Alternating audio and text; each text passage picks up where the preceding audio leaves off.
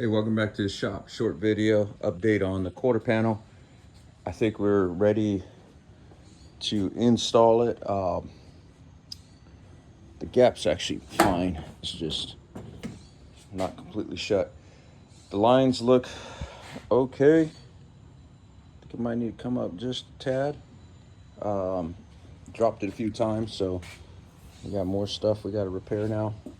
But I think I'm gonna end up cutting it, hopefully just below that dent.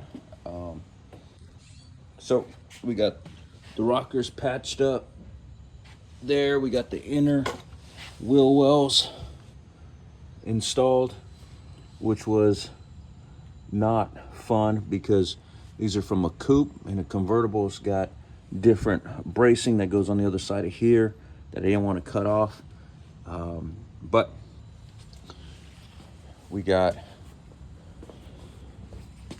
the drop downs installed, or at least tacked in for right now.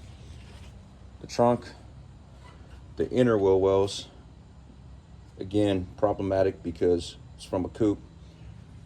And what else we got? We got the body mount brace tacked in. So I think if we feel good with it, we're gonna drill in some Clecos and clamp it up and get it welded. All right, so here's the plan. You want to see what you're cutting. And I know I'm cutting here, and I'm about a ½ inch below this body line, which means I'll have enough space to give me a little bit of overlap about here, so I can put my Clecos in. And you don't have to worry about cutting too short. All right, just another way to do it. You could use your grinder there with your cut wheel. A lot of sparks, a lot of garbage flying around. I got this little shear, electric shear that works.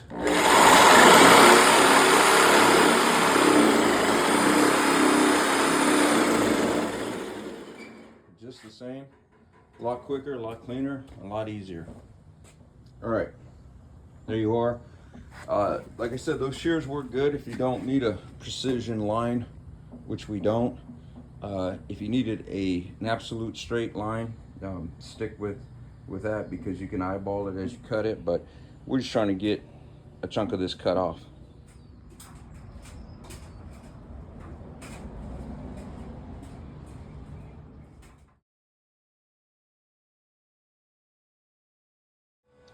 All right, we finally got the quarter panel on the driver's side put on. Came out nice. Not a lot of warpage. The key to that is keeping these tack welds small. Keep them low, so that way you don't have a whole lot of heat building up on there.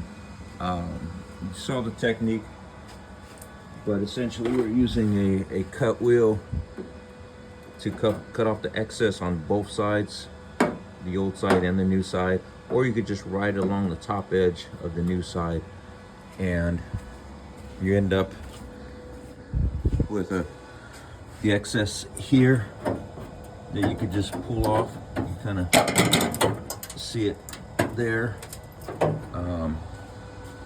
A couple other things with this technique is you want to work with a panel that doesn't have a lot of Bondo or filler build up on it, because it's going to give you a false sense of how these two are going to line up. You almost want it overlapping metal on metal, so that way when you cut with your wheel well and you push this in to line up, it's going to be flush or close to flush.